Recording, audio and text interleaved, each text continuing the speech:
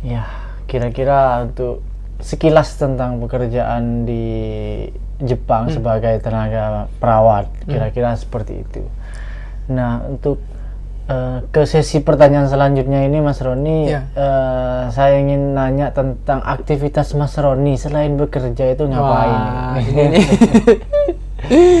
Jadi sebenarnya apa ya, kalau ditanya aktivitas setahun belakangan ini, memang kebetulan saya bekerja di rumah sakit yang sekarang ini difasilitasi untuk ikut ujian negara atau yang disebut dengan Kokashiken atau Kaigo Fukushiki. Jadi saya bekerja itu dalam 1 bulan 21 hari kan ya. Dipotong 2 hari untuk ke Gakko untuk belajar. Nah, ini 2 hari ini tetap dihitung kerja, Mas Wahid. Tetap. Meskipun belajar itu tetap hitung kerja. Alhamdulillah tetap dihitung kerja. Transport dibayarin, belajar difasilitasi dan tetap dihitung kerja. Wah, itu luar biasa. Alhamdulillah lah. Ini alhamdulillahnya ketemu perusahaan yang seperti itu. Nah, jadi dalam 1 bulan itu terhitung 21 hari dikurangi 2 hari kan 19 hari. Nah, yang kerja fullnya saya cuma 19 hari dalam 1 bulan. Itu berjalan setiap bulan. Setiap bulan. Sampai ujian ya? Sampai ujian, kalau lulus. Ya, mudah-mudahan lulus lah. Mudah-mudahan lulus. Yang kalau Mas Roninya ini dibiayai sama pihak rumah sakit untuk ke Gakko ke sekolahnya, yang biasanya saya sering bikin video untuk tentang sekolah itu. Nah, kalau saya sendiri ternyata kebalikannya, saya berbiaya sendiri. Jadi ya memang beda-beda ya. Beda-beda, jangan dijadikan patokan. Jadi mana yang enak mana? Kalau misalkan Mas Roni dibiayain, mungkin sama-sama mendapatkan pengembalian nggak itu 20% berapa persen itu kalau lulus itu? Karena saya ini istilahnya gratis ya dari ujian, jadi Kaigo Fukushiki itu kan ada istilahnya ada tingkatannya, masih dari yang terendah itu yang disebut Shonin Sakensu, Jitsu Musakensu, sama Kaigo Fukushiki ini. Selesai ini semua difasilitasi dari bawah, semua itu gratis. Jadi saya tidak keluar uang sepeser pun sama sekali. Dan mendapatkan pengembaliannya itu. Nah, karena itu dari Kaisa, istilahnya dari perusahaan, jadi saya nggak dapat. Karena sudah gratis. Sudah gratis.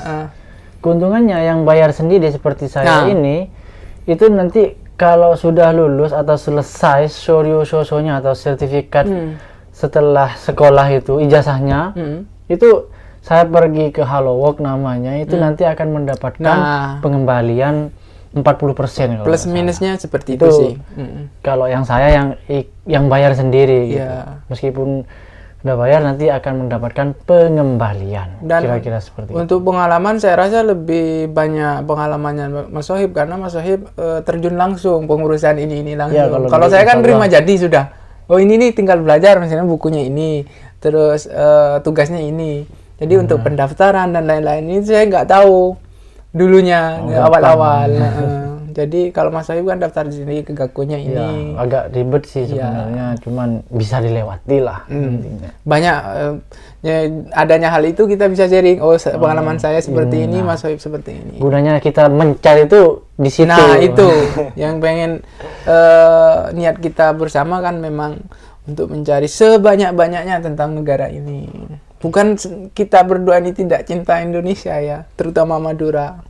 Sangat-sangat tetap kampung halaman, mencintai yang namanya Indonesia, Madura, dan segala kekurangan. Untuk pertanyaan selanjutnya ini, Mas Roni. Ya. Di sini kan Mas Roni juga ke sekolah ini, kayoteru lah kalau bahasa Jepangnya itu ya. Setiap bolak-balik ke sekolah. Nah, di sekolah sendiri itu kegiatannya seperti apa? Jadi untuk sekolahnya sendiri itu kan letaknya di kota Shinjuku ya. Ya. Kota Shinjuku. Pertama itu kan tidak hanya saya yang ikut ini. Jadi ada beberapa negara, kalau nggak salah itu pertama itu pasti orang Vietnam, orang Cina, orang Sri Lanka ada, Sri Lanka, terus mana lagi? Myanmar. Iya. Sekitar 5 sampai 4 negara itu ada. Dan itu ngumpulnya semua negara, gak ada Nihonjin, gak ada orang Jepang. Khusus karena itu khusus Gaikokujin, jadi senseinya itu sendiri itu kan orang Jepang. Nah, jadi berapa negara itu dikumpulin jadi satu. Orang Indonesianya sekitar 5 kalau enggak 4 orang. Dan saya laki-laki satu-satunya. Sisanya perempuan semua. Nah, ini dikumpulin jadi satu sekitar 50 orang kalau nggak salah. Pesertanya itu 50 orang dikumpulin jadi satu. Belajar misalkan dari jam 9 sampai sekitar jam 6 sore. Jadi kehitung seperti kerja ya, 18 jam lagi. 8 jam. Kehitung seperti kerja, dan itu belajar ya tentang kaigo, khususnya tentang kaigo fukushishi. Belajar materi-materi, dan biasanya saya pakai buku yang ini. Kokusanabi. Ini pakai ini dan berbagai macam buku ya yang dipakai, cara-cara ngerjain soal segala macamnya. Termasuk bahas soal-soal, dan uniknya ya, karena berbagai negara, yang satunya ngomong bahasa Myanmar, bahasa Vietnam, bahasa Cina, terus bahasa Vietnam, Vietnam, nguyen kayak gitu tuh ada. Pusing itu. Pusing ini. Kita kalau lagi di luar gitu, kita sama-sama orang Madura ngumpul, sama ada orang Indonesia yang lainnya. Kalau kita ngumpul bahasa Madura dikira orang Vietnam, orang Thailand gitu. Nah, itu kegiatannya seperti itu. Dan di rumah juga kan dikasih kada atau dikasih PR ya, kalau bahasa Indonesianya, harus dikerjain, harus dikumpulin kayak gitu Mas. Dan kegiatannya itu sebenarnya sudah akhir ya, karena ini udah mau seru-seru ya. Bentar lagi udah sebentar mau 1 bulan lagi ujiannya, dan sebenarnya hasilnya nggak tahu bisa apa enggak. Saya sendiri nggak percaya, soalnya nggak percaya diri. Terlalu sulit ini materi ini, nggak masuk. Ujiannya setiap 1 tahun 1 kali kan ya? Jadi kaigo fukushishi atau kokashikeng itu hanya diadakan 1 tahun sekali kan ya. Yang udah lulus tahu lah. Uji kompetensi lah itu. Jadi ujian negaranya itu hanya kalau di Indonesia mungkin ini Mas Sohib ya, apa namanya? Hukum ya. Hukum. Benar. Jadi di dalam kaigo fukushishi itu, kalau hukum ya pasti karena keperawatan, kalau di Indonesia pastinya memang fokus di asuhan keperawatan dan lain-lain. Kalau di Jepang ini uniknya luar biasa Mas Sohib. Tahu sendiri kan Mas Sohib ya, belajarnya kita harus belajar ya, asuhan keperawatan itu memang dasar. Terus kaigo no gijutsu misalkan ya. Apalagi istilahnya bayi kayak itu, kita harus belajar tentang bayi ini, harus belajar lain sebagainya lain sebagainya, komunikasi, terus tentang hukum, birokrasi, itu harus belajar semua Mas Sohib kan, tahu sendiri ya, disabilitas dan di kurikulumnya keperawatannya Jepang. Hukum apa yang terbaru yang diterapkan oleh Jepang tentang kesehatan, itu semua harus kita pelajari. Kalau yang paling sulit menurut saya itu tentang horitsu atau hukum ini, karena 1 tahun ini mungkin pelajarannya seperti ini, dan tahun depan bisa berubah lagi. Dan itu setiap tahun harus. Emang kesulitannya untuk orang Jepang lagi, orang asing itu, termasuk saya pribadi, itu ada istilahnya itu Sakai no Rikai sama dan teman-temannya itu tentang hukum lah. Itu sangat sulit dipelajari. Jadi istilahnya banyak perubahan-perubahan tiap tahunnya seperti apa itu. Terus update soalnya. Benar. Dan orang Jepang pun itu ngeluhnya di situ. Teman-teman orang Jepang itu memang kebanyakan ngeluhnya di horitsu itu. Dan menurut Mas Roni, ini kenapa kita kok harus ikut yang namanya Kokashikeng Kaigo Fukushishi ini? Ya, sebenarnya apa motivasinya? Motivasinya pertama mungkin yang teman-teman yang udah lulus paham betul apa manfaat dari Kaigo Fukushishi Shikaku ini ya. Kalau sudah pegangnya pertama sebagai orang asing, kita visanya akan berubah nanti. Istilahnya berubah ini gini Mas Sohib ya. Kalau sekarang kita visa yang kita pegang sekarang ini kan harus di closing tiap tahun istilahnya. Benar, harus diperpanjang tiap tahun. Kalau udah pegang Kaigo Fukushishi ini, kita bisa closingnya cuma 3 tahun sekali. Dan ada yang 5 tahun, ada yang dapat katanya sampai 5 dengan tahun. visa seperti itu bisa cicil iPhone loh di sini. Dengan Nah, harga murah itu. Yang kedua, visanya ini tidak ada batasan, Mas Aib. Iya. Jadi istilahnya permanen. Mau tinggal selamanya di Jepang, silahkan. Negara Jepang sudah membebaskan sampai kapan pun bisa di sini. Bedanya dengan visa yang sekarang ini adalah visa kita ini terbatas. Kayak Cuman gitu. 5 tahun. Dan ada ngaruhnya nggak di gaji itu kalau kita lulus Tentu. Kaigo Fukushishi? Pertama emang ngaruhnya istilahnya kita itu kan dapat kalau Kaigo Fukushishi itu kalau udah pegang Shikaku itu kan ada istilahnya Shikaku TAT istilahnya ya. Jadi Shikaku TAT itu dapat tunjangan misalkan untuk Kaigo Fukushishi-nya aja sekian misalkan. Tergantung perusahaan. Tergantung perusahaan beda-beda ya. Beda-beda. Saya cuma patokannya sekian misalkan bantuannya anggaplah 3 mang atau sampai 2 mang lah, istilah 2 mang sampai 3 mang misalkan. Itu sangat membantu karena lumayan upgrade-nya dari gaji sekian itu langsung naik. Kemudian bonus juga Mas Aibnya. Naik juga. Jadi pentingnya selain untuk visa, hubungannya untuk visa itu kesejahteraan juga semakin meningkat. Di Jepang. Paling penting ini lagi. Dan bisa panggil keluarga. Nah, visa ini bisa membawa keluarga. Misalkan istri, anak, orang tua dipanggil ke Jepang untuk tinggal bareng. Itu bisa. Betul. Kalau visa kita yang sekarang itu istilahnya nggak bisa karena visanya pekerja biasa kayak itu. Bukan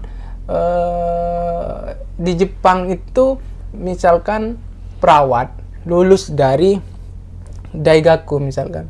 Jadi tidak bisa moro-moro kamu langsung kerja di rumah sakit pakai ijazahmu yang apalagi perawat itu tadi. Jadi harus ada beberapa tahapan pelatihan Shikaku lagi buat. Bener. Nah, ini Jepang itu keahliannya emang harus ikut pelatihan. Setelah lulus pun mungkin kita tidak hanya selesai di situ aja, mungkin masih ada pelatihan-pelatihan. Bener. Lagi. Apalagi dokter itu sangat memakan biaya, waktu dan lain-lain. Iya. Makanya di Jepang itu istilah pelayan itu sangat dihargai karena memang untuk mendapatkan itu tuh perjuangannya sangat luar biasa. Benar. Dan ini Mas Roni kan sambil sekolah sambil kerja itu menurut saya tuh padat sekali jadwalnya ini. Nah, untuk Mas Roni sendiri nih, cara manajemen waktunya itu seperti apa kan? Sudah pulang kerja, pulang sekolah, ada PR, itu kan harus masak, itu gimana menurut Mas Roni manajemen waktunya di Jepang? Iya, memang yang sangat padat ini. Kalau Mas Roni ini karena hidupnya di Tokyo, menurut saya setiap harinya itu sudah pasti macet sama kehidupan yang sangat padat di Tokyo itu. Mungkin diibaratkan kalau di Indonesia Jakarta ya, Jakarta yang saya nggak tahu juga Jakarta kayak apa Mas Sohib ya, karena nggak pernah hidup di Jakarta. Tapi memang padat ya padat, saya akuin padat. Untuk pertama kali saya datang di sini ini banyak istilahnya banyaknya apa? Kaget. Tapi untungnya alhamdulillah kan istri udah duluan di Tokyo. Jadi dari istri saya juga belajar. Saya jalan-jalan ke Tokyo itu, wah kalau setiap hari kayak gini nih, wah benar-benar capek gitu. Bayangkan misalkan saya pribadi itu Mas Sohib dari tempat kerja, dari apartemen ke tempat kerja itu membutuhkan waktu sekitar 1 jam. Kan 1 jam plus ini ya jalan dari Eki-nya, dari stasiunnya ke ini. Kalau untuk perusahaan dari Eki ke perusahaan itu dekat. Cuma kadang keretanya ini kan gini. Jadi orang Jepang itu kan istilahnya jika Mamoru Mas Sohib ya. Jika Mamoru itu kan tepat waktu. Jadi kalau mereka yang kerja mungkin masuk jam 7 misalkan, ya berangkatnya jam 6 sebelumnya kan pasti. Iya ya. Itu tuh bentrok. Piket pagi misalkan kan harus nyampe jam 7 dari rumah. Harus nyampe jam 7 ke tempat kerja itu? Kalau awal-awal itu saya memang kaget ya. Awal-awal kaget. Kebetulan jalur saya dari Apato ke tempat kerja itu adalah jalur kematian istilahnya. Yang sering Iya. viral itu berarti yang bisa lihat sendiri lah. itu macet dan Nah cepet- itu cepet. awal itu emang dada di kayak di apa namanya ditinju orang itu kaget Udah kan biasa. awalnya. Sekarang udah biasa. Jadi emang kayak ini lah. Kayak istilahnya saya sambil tidur berdiri di kereta itu pernah, sering malah. Itu yang dilakukan setiap hari. Iya, dilakukan malah. tiap hari. Itu sisi nggak enaknya sebenarnya sih itu. Di Tokyo itu Di Tokyo. padatnya itu. Kalau masalah praktisnya memang Praktisnya luar praktis. biasa sih. Kita mau ke mana aja memang ya Banyak kereta, banyak. banyak bis. Terjangkau sampai ke desa-desa kan kalau Benar-benar. di Kalau ini. praktisnya ini. Cuman kalau saya pribadi yang nggak begitu suka dengan keramaian yang seperti itu, Mendokus saya jadinya. Bener. Kalau menurut saya pribadi, Tokyo hanya bisa dikunjungi sekali-sekali untuk jalan-jalan kalau saya pribadi gitu. Tidak untuk ditinggal lama gitu. Bener. Itu sangat lecet. Makanya itu Mas Sohib, saya kan berencana untuk bukan pindah perusahaan ya, pindah tempat tempat tinggal. tinggal ke sedikit yang lebih Dekat dengan dengan pekerjaan. Dan nanti juga ada ini minta tolong sama Mas Sohib juga kan nanti. Benar, siap. Nanti kan episode selanjutnya dalam waktu dekat ini ya, mungkin insyaallah bulan 2-an. Kayak gitu. Jadi menghindari itu ya mau tidak mau. Ya supaya lebih inilah lebih dekat Lebih sama dekat. tempat kerja. Istri juga lebih dekat, saya juga lebih dekat kayak gitu. Ya kira-kira seperti itu. Dan ini pertanyaan terakhir dan pertanyaan yang sangat ditunggu-tunggu mungkin sama teman-teman. Ya, apa itu? Pertanyaan yang mohon maaf mungkin nanti bikin sensitif tentang gaji. Waduh. Nah kira-kira gaji di Jepang itu Mas Roni sendiri per bulannya itu kira-kira menerima berapa digit? Wah, ini pertanyaan seperti ini banyak sekali ya. diajukan sama saya. Gajinya berapa? Karena itu termasuk sensitif Mas Sohib. Benar-benar. Jadi saya mohon maaf kalau bikin sensitif dan bisa dijelaskan ke teman-teman yang mungkin punya minat untuk bekerja di Jepang dan membuat mereka termotivasi untuk bekerja di sini. Sebenarnya ya kembali lagi ya kita bicara awal tadi. Jangan jadikan obrolan kita hari ini nih jangan jadikan patokan kayak gitu. Gajinya Mas Roni sekian misalnya. Wah, pasti semuanya nanti jangan berpikir sekian. Jadi banyak mempengaruhi sistem kerja di Jepang itu banyak dipengaruhi pertama tempat tinggal, tempatnya ya. Terus kaisanya atau perusahaannya, dan kedua itu istilahnya apa tadi, shikaku itu apa, kemampuan apa yang kita bawa. Misalkan udah kayak Fukushi, ya jelas itu tinggi, sudah tinggi keahlian kita. Jadi tempat pertama kalau misalkan saya pribadi ini kan Tokyo ya jelas karena ibu kota UMR-nya paling tinggi. Nah UMR yang mempengaruhi. UMR-nya Tokyo itu kalau nggak salah sekarang berapa? 12 atau 13 kalau nggak salah. UMR-nya. Jadi dalam 1 jamnya 1.300 apa 1.200 lupa. 300-an.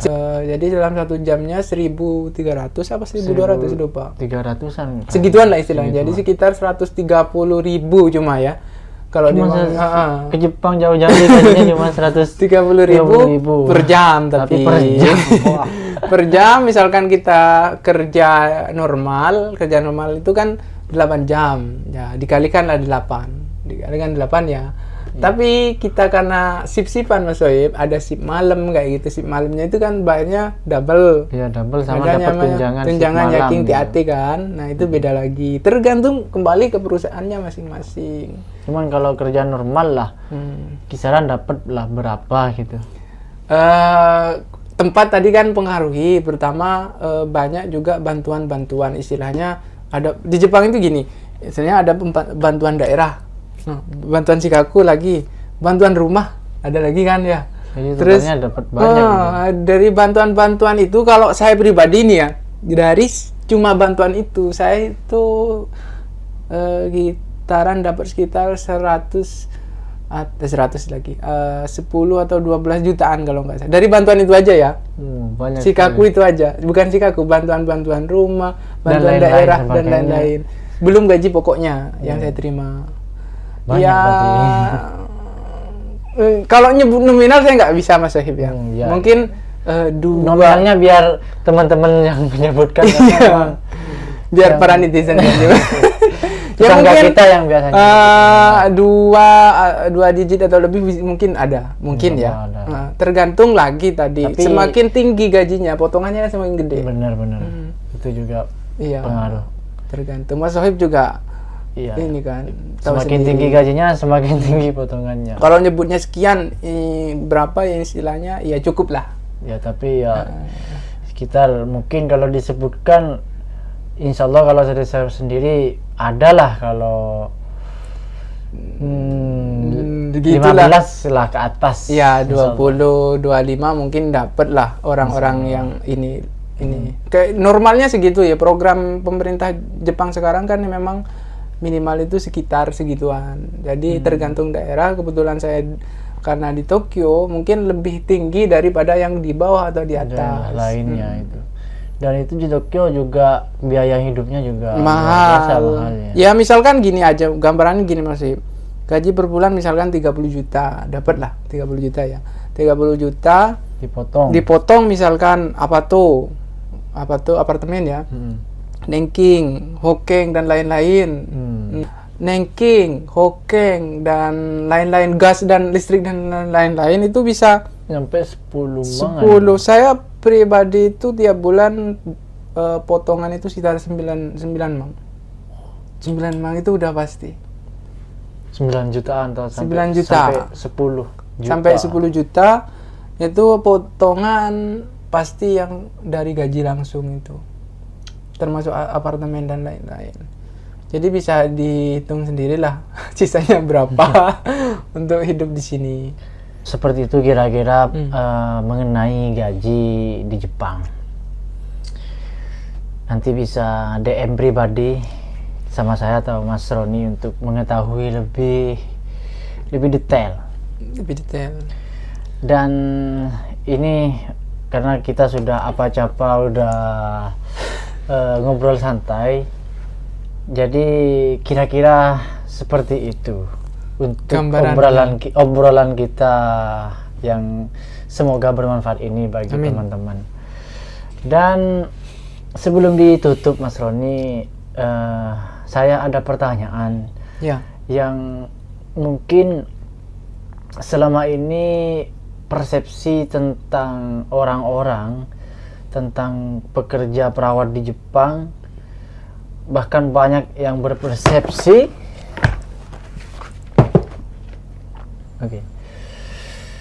bahkan banyak orang-orang yang berpersepsi seperti ini, bahwa kita di Jepang sebagai tenaga kesehatan, sebagai perawat lansia itu hanya mengurusi tentang lansia. Nah, memang tidak, menurut saya pribadi persepsi seperti itu tidak keliru. Cuman kadang kalau sama orang-orang itu dibablas semuanya, dan kita tuh hanya sebagai perawat lansia nyewokin orang tua dan kerjanya di panti jompo. Itu persepsi orang-orang. Dan kadang yang ngomong itu bukan hanya orang biasa, orang-orang yang ngerti tentang perawat, yang orang kesehatan lah istilahnya. Itu ada juga yang mempunyai persepsi seperti itu. Mungkin dari Mas Roni pandangannya seperti apa dan bisa diluruskan mungkin. Iya. Kalau dari Mas Roni sendiri seperti apa? Sebenarnya itu jadi polemik juga Mas Sohib ya. Artinya yang berbicara atau yang bertanya seperti itu tuh bukan orang awam saja, bukan orang yang non medis istilahnya ya. Itu teman-teman saya juga, orang yang paham, bahkan beberapa rekan-rekan medis yang mempertanyakan itu. Jadi memang untuk ke Jepang ini kan pertama kita sudah ngobrol dari awal tadi ya, ini itu berbagai macam persyaratan. Jadi memang ke Jepang tidak langsung moro-moro kita dari tenaga kesehatan di Indonesia langsung bekerja di Jepang dengan ini misalkan, tidak seperti itu. Jadi banyak tingkatan level-level yang harus kita lewati. So, tidak langsung jadi perawat medis gitu. Tidak bisa seperti itu di Jepang. Step-stepnya banyak. Stepnya banyak. Jadi memang membutuhkan pertama itu bahasa Jepang pertama ya, dan skill juga. Terus banyak yang harus kita lewati, ujian-ujiannya itu. Ya kita sekarang lagi berproses kayak itu Mas Sohib. Iya benar. Saya pribadi sampai sekarang 4 tahun ini kan lagi mengejar satu step kayak gitu. Step by stepnya sangat panjang dan itu membutuhkan waktu. Dia kalau memang rezeki, kalau memang ada rezeki di situ ya pasti nyampe juga kayak gitu. Insya Allah. Makanya dan memang yang kadang kerjanya di panti jompo itu menurut saya jadi agak sangat diluruskan atau mungkin pandangan yang sangat keliru gitu. Kita luruskan dulu seperti ini. Jadi orang Jepang itu umur 65 tahun itu kan udah masuk pensiunnya. Pensiun. Nah, orang Jepang itu umur 40 tahun kan dia diwajibkan untuk membayar namanya Kaigo Hoken namanya istilahnya. Atau asuransi perawatan lansia kayak gitu. Ya, jadi memang sebagai perawat lansia. Benar. Dan jadi memang shisetsu itu kan namanya shisetsu kalau di sini. Kalau saya artikan ke bahasa Indonesia itu bukan panti jompo, itu bukan. Bukan. Panti jompo itu yang misalkan kasarannya disebutnya panti jompo itu berbeda dengan panti jompo yang ada di Indonesia. Jadi istilah Jepang itu adalah home atau disebutnya kita home ya. Nah, home itu buat teman-teman juga yang mau ke Jepang dipelajari dulu. Sebagai perawat itu kaigonya perawatnya di bagian apa? Karena banyak sekali ya untuk di bidang kaigo ini. Banyak istilahnya, ada soto stay misalkan, day service, ada yang tokuyo ini dibagi dua, ada yang juraigata, ada yang istilahnya tokuyo yang udah sampai meninggal di situ kayak gitu ya. Terus ada kayak tempatku ini Mas Sohib, istilahnya tempatnya orang kaya ya, orang kaya yang memang kayak dulu kerjanya di bagian DPR, terus bagian menteri-menteri kayak gitu. Jadi memang tempat peristirahatan terakhir di situ sampai meninggal kayak itu. Jadi memang istilahnya isi rumahnya itu dibawa ke tempat itu semua, kulkas semua, termasuk kalau misalkan pasangan ya, ada yang salah satunya meninggal kayak kan dibakar kalau di Jepang itu. Abunya dibawa kayak gitu. Kalau mereka sewaktu sholat kayak gitu istilahnya ya. Benar ya. Memang ya banyak menurut saya itu fasilitas kesehatan lah. Jadi tidak hanya rumah sakit saja fasilitas kesehatan di Jepang itu banyak sekali menyebar sehingga membutuhkan tenaga asing untuk bekerja di Jepang gitu. Jadi seperti itu. Jadi memang benar kata Mas Sohib tadi, buat teman-teman yang mau bekerja sebagai kaigo Jepang, lihat dulu isinya kontraknya. Contohnya saya dengan Mas Sohib kan beda tipe. Saya dengan istri aja beda tipe. Nah, kebetulan istri itu salah satu rumah sakit besar di Shinjuku. Di Chiyoda dia letaknya. Jadi emang di Gudang Saka Hospital dia memang rumah sakit daerah di sana. Saya sama-sama Tokyo, tapi tempat saya itu di Ikebukuro kayak gitu, beda-beda.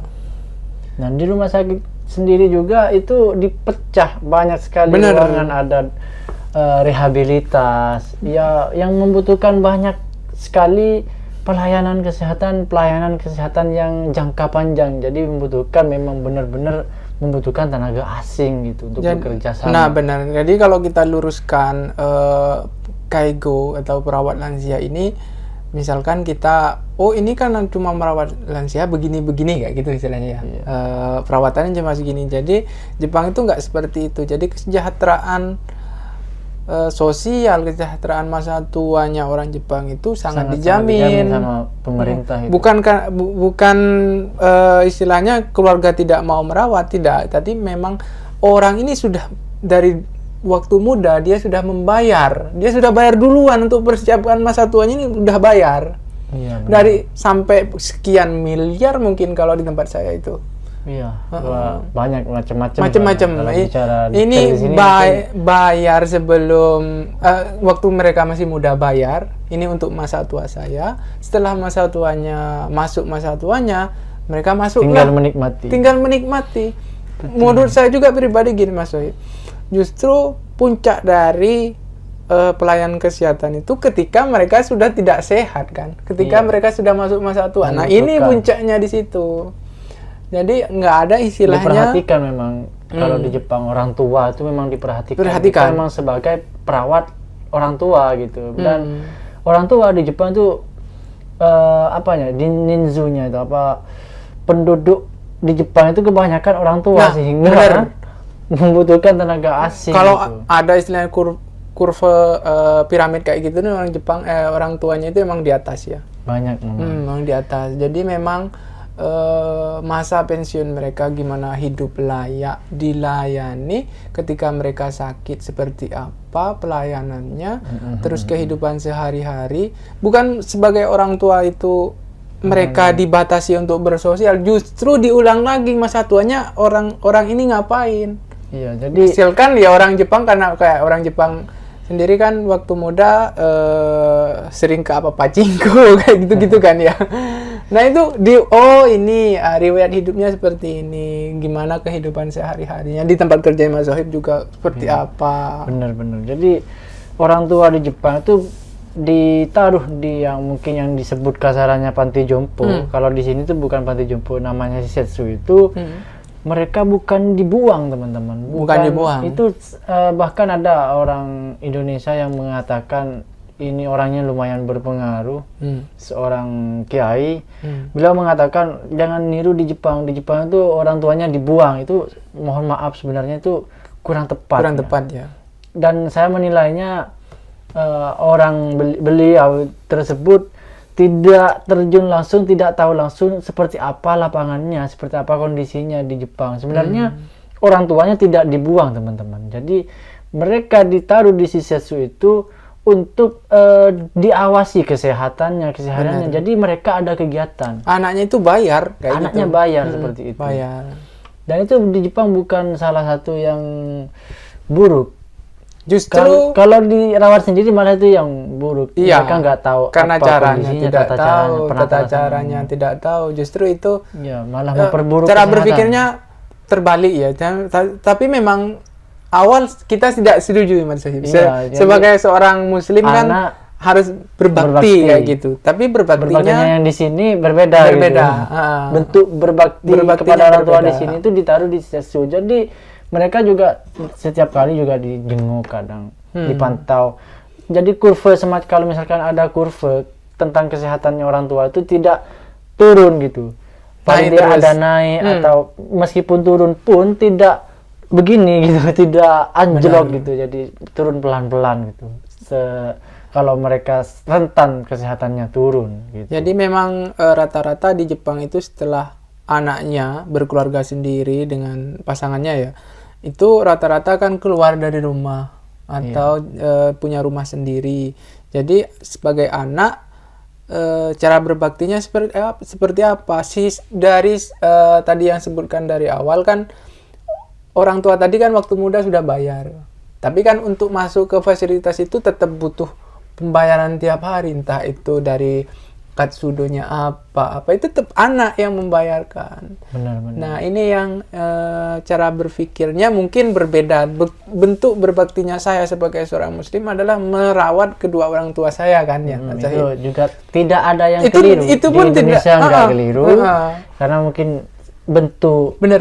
berbaktinya di Seperti Jepang itu. sebenarnya nggak keliru. Mohon maaf, nggak keliru karena bentuk berbaktinya seperti Berbeda itu Berbeda. aja. Kalau rekan-rekan sejawat mungkin pertanyakan, oh kok kerjaannya kayak gitu, misalkan tidak sesuai dengan ini, ya mungkin ya kembali lagi bahwasanya bentuk cara berpikirnya, cara caring atau perawatannya ya berbeda. Mungkin perbedaannya adalah cara berpikir negara maju dengan negara berkembang. Itu mungkin yang jadi perbedaan Mas Sohib. Ya kalau dari saya sendiri itu mau apapun pekerjaan kita di sini ngerawat orang tua, yang penting kalau menurut saya yang penting halal, Ya, halal. yang pertama. Yang penting halal. Ya, benar Dan sih. meskipun di sini kita ngerawat orang tua, lumayan gajinya lebih. Ya, Alhamdulillah begitulah, lah. alhamdulillah lah. Alhamdulillah dengan melihat setimpal gitu dengan apa yang kita lakukan, Ya. dengan bayaran yang kita terima gitu. Bener. Ya kalau ya itu. Dan jenjang karirnya, dan karena ada pertanyaan gini Mas Roni, Kak, ada salah satu dari teman-teman itu yang nanya, kalau saya ceritakan tentang saya ngerawat lansia, itu mereka langsung nggak mau berangkat ke Jepang. Nggak, iya bener kan, mereka keputusannya sendiri. Kembali ya kepada putusan Kalau- masing-masing ya. kembali kepada keputusannya sendiri gitu ya.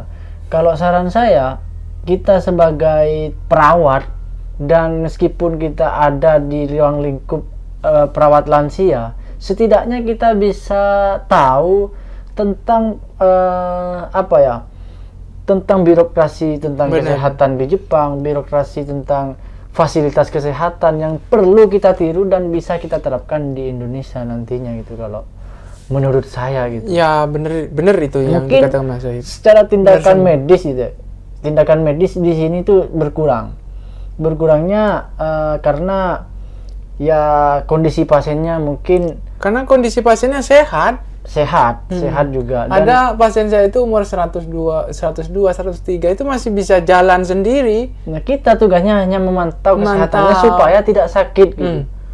Nah itu apa ya, salah satu yang sangat luar biasa Benar. menurut saya. Awal-awal itu memang sama pemikiran saya seperti itu. Setelah lama-lama, Setelah dijalani ternyata ada banyak ilmu yang kita tidak pernah mendapatkannya selain di sini gitu. dan justru itu saya pribadi berpikir Mas Wahid, bisa kalau seandainya ilmu ini bisa diterapkan di Indonesia, pasti kesejahteraan lansia yang ada di Indonesia itu terjamin. Indonesia Apa yang kita pelajari hari ini tidak hanya berkaitan dengan lansia saja, jadi seluruh universal kesehatan yang ada di Indonesia itu bisa istilahnya diperbaiki seperti ini sistemnya, dan itu merata, itu bisa kalau mau ya berbenah sedikit-sedikit. bisa. Nah justru Cuman banyak siapalah kita yang hanya punya pemikiran saja tanpa hanya orang kecil. bener wadahnya di mana, dan hanya siapa yang mau berpikir menampung. siapa yang mau menampung. Ini Nggak hanya ada. sekedar apa-apa Iya. dan ngobrol biasa. Cuma Jadi, ngobrol biasa aja ini. Jadi memang Iman nasi dah gitu. Bahasa. ya kalau ya itu cuma berpikirnya kalau kedepannya Secara- bisa diperbaiki ya luar biasa. itu. Dan juga ke Jepang sendiri kan juga gak mudah Mas. Bahasa Jepang tahu sendiri kan, bahasa tersulit nomor 3 sedunia kan. Nah ini yang jadi acuan, mungkin yang berminat monggo dipelajari tentang Jepang Ya, bagaimana. intinya seperti itu ya Mas Rudi. Kalau persepsi orang-orang berbeda, yang penting kita tetap jalan aja. Kalau Bener. kita selalu mengikuti apa kata orang, kita nggak maju-maju gitu. Benar. Ya mau orang berpersepsi apapun, kita kalau menurut saya pribadi ya nggak masalah. Yang Nggak penting masalah saya sebenarnya. tetap jalan terus. Jalan terus yang kita Dapatkan jalani ilmu sekarang. baru. Benar. Di Jepang sangat-sangat luar biasa. Luar biasa. Jenjang karirnya, Jenjang apalagi. karirnya. Yang paling kita pertahankan di Jepang itu, meskipun saya sendiri sebagai perawat lah lansia ini misalkan, yang sangat saya pertahankan ini jenjang karirnya Mas Benar. Rani. Nanti setelah Kaigo Fukushiki ini kita hanya akan ikut ujian negara lagi. Ada step-stepnya. Insya Allah kalau di Allah Dijabai, takdirkan takdirkan. bisa nanti kita ikut yang namanya Kaigo Fukushiki. Bisa. Bisa. Kalau memang ditakdir ya, Kalau ditakdir ditakdirkan sampai ke sana. Sampai ke sana, dan itu memang memerlukan Memegang yang sangat waktu, panjang, Mas waktu. Roni. Sebenarnya waktu saja Waktu ya. Kalau saja. biaya sebenarnya tidak memerlukan biaya, tapi memang dari Masih negara bisa. sudah ada fasilitas kayak gitu. Masih ada fasilitas, dan meskipun ada biaya, insya Allah masih bisa kita Terjangkau. jangkau lah dengan gaji seperti itu. insya Allah. Terjangkau lah. Dan ya Mas Sohib juga sebentar lagi akan menikah. Semoga lancar ke depannya ya. Amin. Apa ya? ya kita jalani yang sekarang, kita belajar terus, jangan bosan ya, meskipun capek ya Mas Devi ya. Ya kalau teman-teman ada yang penasaran bisa kontak Mas Sohib atau DM ya, Ya, TikTok ya, silakan. Instagram saya nggak begitu aktif soalnya Mas Devi. Oke. Bisa di Di DM TikToker. TikTok. Ya. Ya, obrolan yang sangat panjang, semoga teman-teman tidak bosan dan semoga bermanfaat. Amin, amin, amin. Kalau misalkan ada kesalahpahaman, ada salah Tutur ucap, bahasa tutur kata yang yang tidak kurang sesuai. tepat, kurang berkenan di hati teman-teman, dari kami, dari saya, Dari saya semuanya, juga. mohon Mohon maaf maaf. yang sebesar-besarnya. Silahkan tinggalkan saran di kolom komentar, mungkin bagi teman-teman yang mau kritik pembicaraan kita. Cuman ya, apa yang mau dikritik kita siapa gitu. Siapa? Kita hanya obrolan sampai hanya di sini saja, mengisi ruang kosong ya, Mengisi ruang kosong. daripada cuma scroll TikTok aja. Ini kebetulan hari ini Fuyu Yasumi atau Libur Shogatsu, musim dingin, plus tahun baru ya. tahun baru. Jadi liburnya sangat panjang, kita mainnya di sini. Oke, kira-kira seperti itu Mas Roni. Terima Sampai kasih. ketemu di podcast selanjutnya. Oke teman-teman, terima kasih. Wassalamualaikum warahmatullahi wabarakatuh. wabarakatuh. Becaan.